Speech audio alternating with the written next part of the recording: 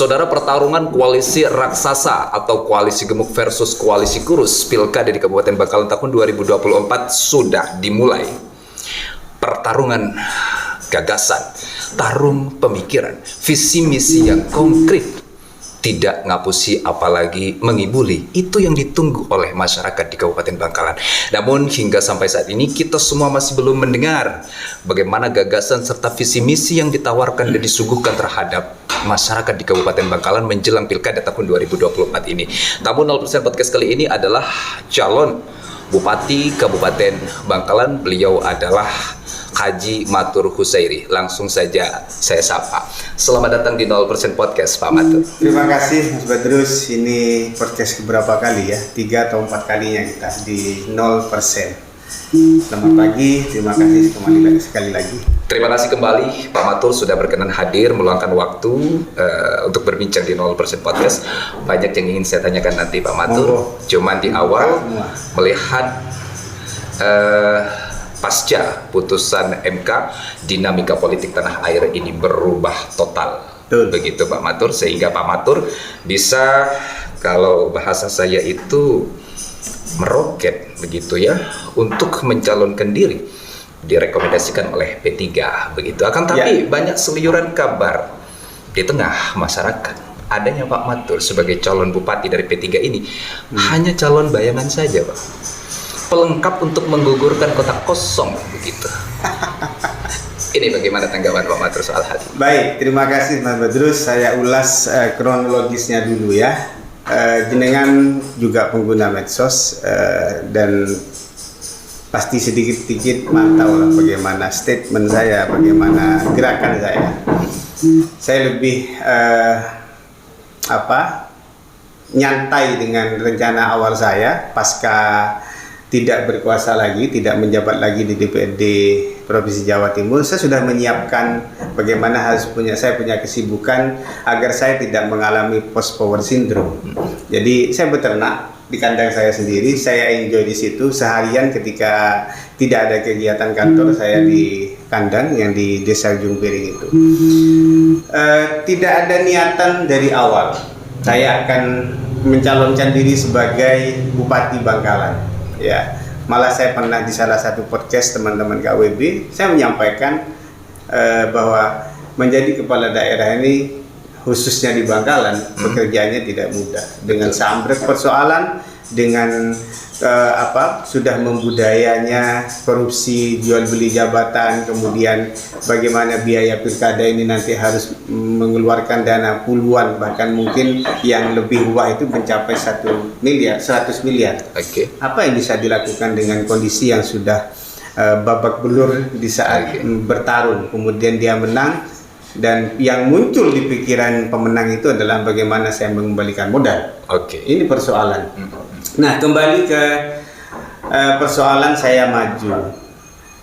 Saya bilang tadi, saya tidak ada niatan untuk maju, cuman saya memposisikan diri kalau saya ini masih layak dipandang oleh masyarakat, oleh tokoh-tokoh masyarakat, khususnya ketua partai politik di semua tingkatan, DPC, DPW, dan DPP, maka saya memposisikan diri mudah-mudahan ya, berharap di posisi nomor 2. Ada yang menawarkan, artinya kalau saya bergabung saya bisa bantu tapi tidak sebanyak yang dikeluarkan oleh calon B1-nya kan gitu. Tidak ada bayangan di B1 ya? Tidak ada sama sekali, karena saya paham betul posisi saya seperti apa. Saya sudah babak belur bertarung di pemilu kemarin. Okay. Itu saya. Kemudian ada salah satu tokoh di Bangkalan ini, tokoh Kiai, nanya ke saya, nikah calon boleh? Karena kita sudah melihat partai yang sebenarnya punya power di Bangkalan, katakanlah dari keluarga Bani Holil ada 4 partai besar di sini dengan kursi yang lumayan banyak ya. Saya pikir di atas 4 ini sudah lumayan. Ada Nasdem, ada Demokrat, ada Gerindra, dan ada P3. Tokoh ini nanya, bagi beda calon. Saya bilang, saya yakin ada. Ini kan semua skenarionya manusia, saya bilang. Sebelum putusan MK. Sebelum. Ini skenario manusia, skenario orang yang anti demokrasi, saya bilang. Saya yakin ada skenario Allah Subhanahu wa taala yang nantinya akan merubah semuanya ini. Ya. Dan alhamdulillah dijawab oleh putusan MK yang kontroversial tapi berpihak terhadap demokrasi. Kalau sebelumnya kita hujat ya dengan keluarnya putusan yang sebelumnya itu melegalkan atau meloloskan Mas Gibran, tapi sekarang MK mungkin sudah mulai insaf dan mau bertobat gitu ya, membayar kesalahan terhadap bangsa ini. Dan akhirnya putusan itu keluar. Nah, pasca putusan itu kemudian banyak yang bertanya, Pak ini gimana? Dia bilang, ada teman yang datang ke saya bilang ini kalau mau dimanfaatkan ini sebuah peluang yang luar biasa. Tapi saya kan melihat gerakan teman-teman tokoh-tokoh di luar yang sudah jauh hari 6-7 bulan yang lalu mereka bergerak untuk mencari rekom itu kan kita pantau.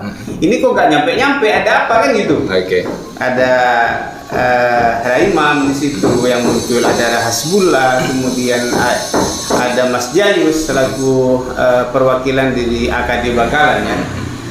Nah, suatu malam saya didatangi sama Mas Jayus. Ini gimana? Kita ini tetap memposisikan nomor 2 apa gimana? Saya bilang kalau saya tetap di nomor 2, saya bilang.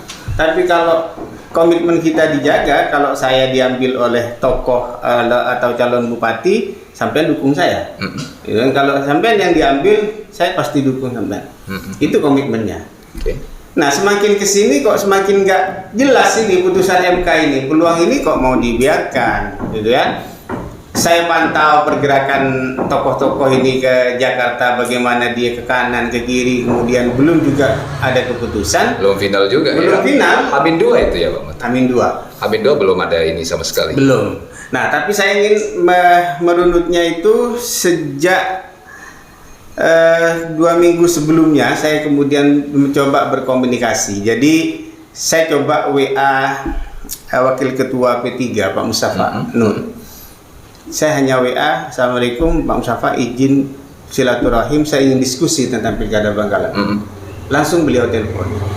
Ada apa Mas? Pengen diskusi Pak tentang Bangkalan. Ini kan tinggal P3 yang bertahan. Betul, ya. Betul. Akhirnya banyaklah kami diskusi sekitar 10-15 menit lewat telepon itu. Beliau ternyata dapat masukan yang luar biasa dari tokoh di Bangkalan maupun yang di luar Bangkalan untuk meminta PJ Bangkalan maju. Oh, Pak PJ menguat itu, dan ini sebuah apresiasi yang sebenarnya layak untuk diambil oleh Pak PJ. Tapi ternyata terkendala keurusan teknis pengunduran diri ini seharusnya sejak bulan Juli. Betul. Nah, itu persoalan.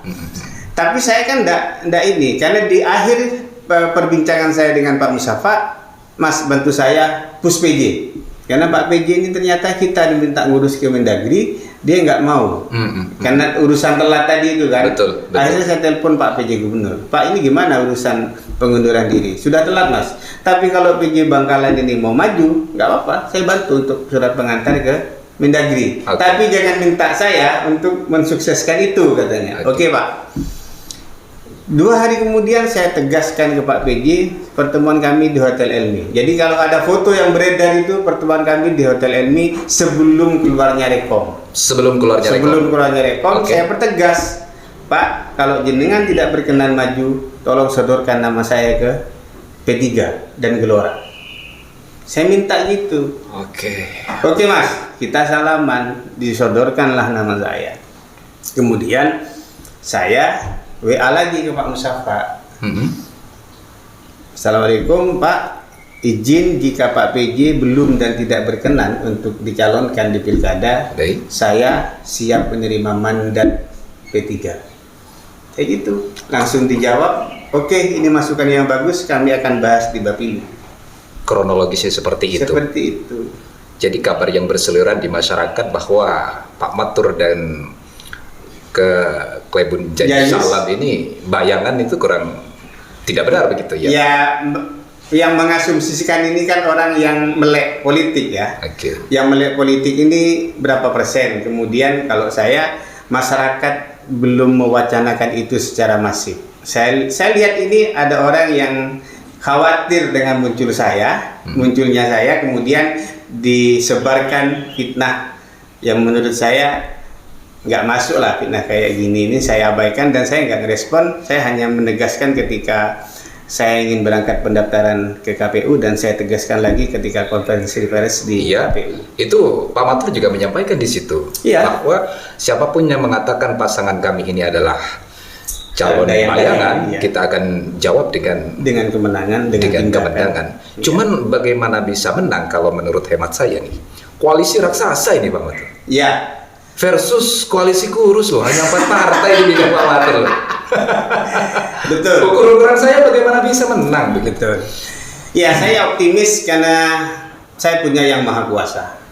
Artinya niatan sebelah atau siapapun di belakangnya ya, ini kan ingin mematikan demokrasi. Udah nggak bagus niatnya. Dan orang yang niatnya udah nggak bagus ini pasti terbentur dengan yang punya kuasa, yang maha segalanya. Jadi saya baca ini elit-elit partai sudah dengan seenaknya mengkhianati dukungan masyarakat di Madura, khususnya di Bangkalan. Mengkhianati bagaimana? Lah, partai politik ketika mau nyalon dia menurunkan kadernya kan, caleg-calegnya kan, untuk minta suara, minta dukungan. Ya, setelah mereka dapat kursi, di RI dapat, di provinsi dapat, di kabupaten dapat, tapi kemudian pesta demokrasi 5 tahunan yang sudah disiapkan oleh konstitusi, yang sudah dibiayai oleh APBD, ingin mereka mentahkan dengan hanya menaruh kotak kosong. Apa ini sebuah demokrasi? Tetapi dengan adanya kotak kosong tersebut di sisi lain ya, partai itu menjadi bersatu, bukan pecah belah, kan begitu? Ya. Apakah itu juga bukan bagian dari demokrasi? Politik ini kan politik kepentingan, Mas Badrus. Di mana kepentingannya sama, bermuara mereka, solid mereka. Ketika kepentingannya pecah, kemana coba? Kita pelajari sejak Pilpres, Jokowi, Prabowo, kemudian Prabowo dengan Ganjar, Mahfud dan Anies kemarin. Jenengan lihat koalisi itu kemana? Ya kan, dulu kita dihadapkan cebong, kampret segala macam, terbelah kita 10 tahun dengan 2 arus besar. Tapi Pilpres kemarin cair. Itu politik. Jadi saya memandang sebagai seorang politisi, koalisi besar silakan. Tapi gerakan masyarakat, suara masyarakat tidak terkontrol oleh hanya sebuah koalisi besar. Artinya saya masih punya keyakinan bahwa nurani masyarakat, pilihan masyarakat ini masih bisa kita rebut dengan cara-cara yang simpatik, dengan cara-cara yang mendidik, kemudian mengajak mereka untuk memberikan suaranya dengan secara demokratis. Kalaupun harus berhadapan dengan koalisi raksasa begitu. Ya. Tidak ada keraguan, tidak gentar sedikit. Saya tidak ragu sedikit pun karena saya sudah berhitung. Begitu. Pak Matur menggandeng Klebun Ektaber, sekretaris AKD, begitu ya. Yang kemudian ini juga muncul asumsi di tengah masyarakat bahwa calon wakil bupati dari Pak Matur ini minim pengalaman begitu. Hanya pengalamannya menjadi kepala desa Ektaber, belum ada pengalaman di kabupaten. Bagaimana? Ya. Pilihan untuk kemudian saya bergandengan dengan Mas Jayus itu juga kena barokahnya MK tadi. Jadi saya ingin cerita sedikit. Malam Sabtu saya clearkan dengan Pak PJ. Ya. Hari Sabtunya saya menemui tokoh yang ini kemudian punya chemistry dengan Pak Musafa Nur untuk menegaskan nama saya itu. Kemudian sorenya saya ketemu dengan tokoh P3 DPW. Hari Minggunya saya ketemu dengan tokoh P3 di Bangkalan untuk mempertegas itu. Minggu sorenya saya dibawa ke DPW P3, kemudian keluar di sana permohonan rekom dihandle oleh DPW karena DPC Bangkalan tidak membuka pendaftaran saat itu. Hari Senin ya Mas Badrus, saya berangkat ke Jakarta. Nyampe di DPW jam 2, kami ngobrol dengan pengurus DPP, ditemuin Pak Musafa, seharian di situ, setengah hari. Kemudian Isa, Pak Sekjen datang dan saya ditemuin hanya sekitar 10-15 menit, tanya siapa saya, nanya siapa yang nyalon di Bangkalan selain saya, kemudian peta politik di Bangkalan. Kemudian muncullah nama Jayus Salam. Sudah masuk kita. Oh, sudah masuk. Sudah masuk. Jadi tidak ada pilihan lain karena ini mepet waktunya. Saya mau ngajak siapa? Ray Imam umpama, nggak mungkin dia mau jadi wakil saya. Nggak mungkin karena mentalnya Ray Imam sama saya tahu. Nah, siapa tahu mau. Sekian tahun dia sudah bermental bupati, bos. Nggak mungkin gitu kan. Hasbullah juga sudah menutup diri karena kalau tidak dengan Pak PJ dia tidak mau di posisi nomor 2. Ya sudah, nggak ada pilihan lain. Kalau saya mikir-mikir nunda-nunda konsultasi lagi, lepas ini rekom. Saya harus membuat sebuah keputusan saat itu, sepakat ayo maju dengan Jayus. Kalaupun harus berhadapan dengan koalisi raksasa. Iya, saya sudah hitung itu. Apa kelebihan dari Mas Jayus? Saya pikir begini, semua orang kalau diminta untuk sempurna tidak mungkin. Saya pun jangan dianggap kemudian, oh ini mantan anggota DPR segala macam pengalamannya hebat. Enggak. Kita masih harus belajar. Cuman yang dibutuhkan oleh seorang pemimpin ini kan sebuah komitmen, sebuah visi yang panjang ke depan. Nah, Mas Jayus dengan pengalaman di kepala desa, iya, ini level pemerintahan kita desa yang paling rendah di desa. Tapi saya melihat semangatnya, komitmennya untuk ikut membenahi Bangkalan itu poin terhadap saya. Nah, kedepannya sedikit pengalaman saya, sedikit pengalaman Mas Jayus, ini yang akan saling menyokong ke depan. Kita benahi Bangkalan. Tarung pemikiran dan tarung gagasan kalau menurut saya. Sampai saat ini dari dua paslon, baik itu dari Pak Matur dan juga dari paslon Lukman Fauzan, kita masih belum mendengar tuh gagasan yang konkret, visi misi yang konkret, tidak ngapusi dan juga tidak mengibuli, nanti dibuktikan begitu ya. Sedikit gambaran bagaimana Pak Matur jika terpilih menjadi Bupati Bangkalan, langkah dan apa yang akan dilakukan oleh Pak Matur untuk membangun Kabupaten Bangkalan ini. Ya, kalau calon yang paham ketika jenengan tanya seperti ini nggak bisa muluk-muluk, Mas. Kenapa begitu? Kami ini nanti akan dilantik katakanlah di akhir 2024 atau bisa di awal 2025. APBD yang sekarang mau didok, yang sudah didok ini kan oleh Pak PJ Bupati. Programnya ini untuk 2025. Ya, ini harus dipahami. Kalau yang orang lain mungkin nggak paham kayak gini. Jadi programnya apa? Kita baca nanti RPJMD-nya. RPJMD kan 2024 berubah ini untuk 5 tahun ke depan. Jadi kalau bicara tentang pemerintahan seperti ini. Nah, visi misinya bagaimana? Kami sudah sedang menyiapkan sekitar 75% ini yang akan kita sampaikan revisinya ke KPU. Jujur, kami kemarin menyerahkan visi misi ketika pendaftaran itu seadanya. Karena tidak ada waktu, ya kan? Rekom malam Kamis kami terima, malam Jumat kami daftar. Setelah pendaftaran besoknya kami harus tes kesehatan, tes psikologi, dan seterusnya. Padat betul ya? Padat betul, nggak bisa. Akhirnya kami berkomitmen satu membenahi pendidikan. Ya, pendidikan di Bangkalan ini kita tahu kekurangan gurunya sangat luar biasa. Ini ada skema. Ranking kedua dari bawah. Oh iya, belum lagi angka kemiskinan. Mengentas kemiskinan ini juga butuh pembiayaan yang besar, tapi komitmen saya adalah membenahi database-nya dulu. Agar kita ini tidak dikatakan miskin terus. Nomor 2, nomor 3 dari bawah. Ini persoalan database. Jangan sampai kemudian orang yang mampu dikategorikan miskin. Itu. Nah, sedikit yang ingin saya tegaskan di beberapa pertemuan bahwa ketika saya dipercaya oleh masyarakat dan ditakdirkan oleh Allah, yang harus saya benahi pertama adalah yang selama ini membuat kepala daerah di Bangkalan masuk ke dalam jurang. Sudah 2 tokoh itu kan. Pertama, saya tidak akan memainkan fee proyek. Itu komitmen saya. Ini direkam loh Pak Matur. Iya. Saya justru direkam, saya ucapkan gitu. Saya tidak akan main fee proyek, pertama. Yang kedua, saya tidak akan minta sepeser pun, apalagi memotong dana desa dan alokasi dana desa. Yang kemudian nomor 3, saya tidak akan memperjualbelikan jabatan. Yang keempat, saya akan menambah alokasi dana desa mulai dari 30 sampai 50% dari anggaran yang sudah disiapkan oleh pemerintah Kabupaten Bangkalan. Kami sudah berhitung dengan tim, kita mampu. Ini akan jadi bumerang ke Pak Matur terhadap yang tidak suka terhadap apa yang disampaikan oleh Pak Matur. Jumlah pemilihnya juga akan berkurang nanti. Apanya yang tidak disukai? Contoh misalkan, Ya. kalau tidak ada jual beli jabatan, nih yang mau naik jabatan dengan cara membeli misalkan, kan nggak bisa tuh ketika dipimpin oleh Pak Matur. Lah, kalau saya kemudian harus mengikuti kehendak orang yang punya ambisi ingin mendapat posisi jabatan di Pemkab Bangkalan dengan cara nyogok, saya harus menerima sogokan atau saya menawarkan posisi ini dengan sejumlah uang, mending saya nggak jadi bupati, Mas.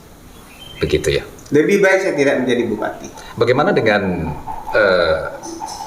ini ramai juga diperbincangkan di media ya, cerita-cerita lama Pak Matur dulu yang kena tembak, juga Pak Matur yang demo terkait dengan korupsi, getol sekali terhadap korupsi, menyoroti korupsi. Ini muncul lagi tuh video-video dan cerita-cerita lama itu. Bagaimana dengan korupsi Pak Matur? Ya.